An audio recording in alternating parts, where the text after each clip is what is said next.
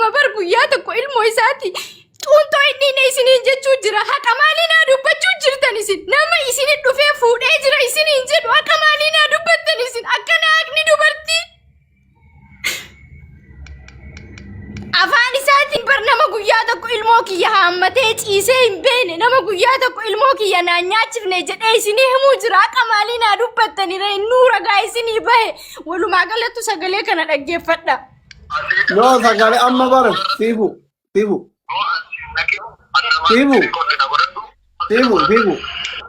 dhaggeeffadhu siibu. Na dhagahi. Mi'uusi godhee dhagahi. Nuti amma barka barbaa ishii ati miidhamte ummanni illee argaara nullee hin argina ishii. Ati dubartiidha dubartiin miidhamtuudha dhugaadha. Ilmaan shankaratti baatte dhugaadha. Egereen ilmaan keetii kun maali ummanni kun yoo irratti si maratee furmaata si kenne wayyuu. Jaarsaaf jaartii waan baay'ee waliin jedhaan oolanii. Ilmaan walirraan cabsitu waliin ajjeeftu jaarsi jaartirratti fuudhu waltumuu walloluun siif amaaniin haarawa bahe akkasii shee awwal mo'eenni kun kan maqaaf maddiin jedhu dubbii kana jalqabarraa keessa beeytanii shee awwal mana biraati kun ka shee awwal hin fakkaatu.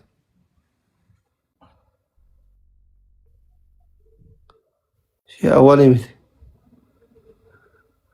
Shee awwal mo'eenni kan maddiin jedhu kun shee awwal miti sorry. Dogoggoraan jalqabarraa keessa beeytanii boona fi jeneraal inni agalchi jettee jeneraal waan kana akkam goonamee kunoo dhageettanii dubbii hunda maal godhuu furmaata carraa isinii kenna amma warra mana keessa jiru wal jala jiru.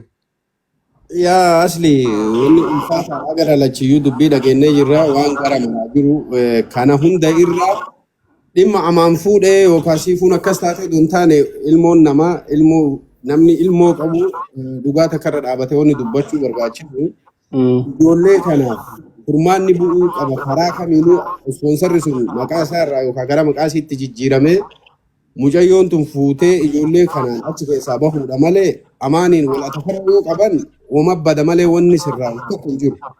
Kanaaf warri ispoonsara kana qabee fi karaa xabaqaatiin illee ta'ee karaa kamiinuyyuu akkaataa itti hordofaa fi jiran ummanni kun hordofee fi mucayyoon ijoollee qabattee bayu amma yoo rabbi laafiseef karaa itti aanjeheen ijoollee isaatitti deebi'u yoo ijoollee isaatitti hin deebi'u akkuma jedhu yookaan fuudheetiniin niitii qabaate sun nun galchu nuti dhimma nama lamaa keessa galle dhimma dhiirsaa nuti keessa gallee sanii fi kanatti deebi tana dhiisi sanitti deebi waan jennu hin qabnu.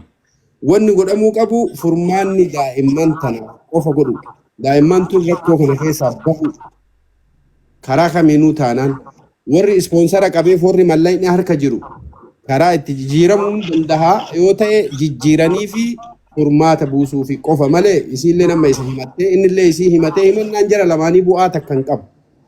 Har'a yoon walitti araarsine burganama walitti deebi'a ummanni kun.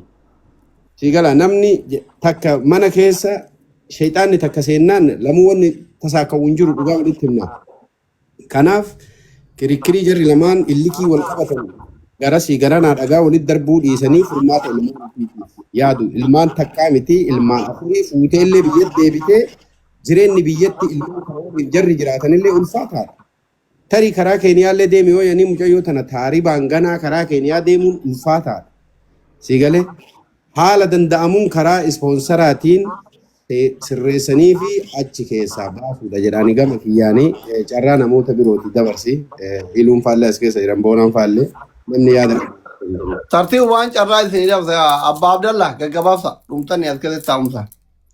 Amma asirratti wanidha irratti dubbatuu qabdan jalqaba maallaqni isin guurtan kan ispoonsaraan naqameef akkasumatti jira okeen deebi'ee jira rakkoon jiru jaraan wallolee faayila isaatirra jiran waan kana warri biyya faranjii jirtan warri waa'ee ispoonsaraa beeytan gidoo jaarsaaf jaartiin namni faayila tokkorra jiru wal dhabe akkitti akka faayila addaan baasanii ka deemuu barbaadurra kaayan waan sanirratti akkitti nu gargaartanii fi akkam akka ta'uu qaburratti akka jiru nu kennitan barbaadda warri ispoonsara godheefillee ijoollee akka ta'e ijoolleen akka ijoollee oromoo akka ta'e namni hunduu ifa galaadha hin beeka akkuma keessan kana jechuudhumaa fi Abbaa Abdallaa itti fufu.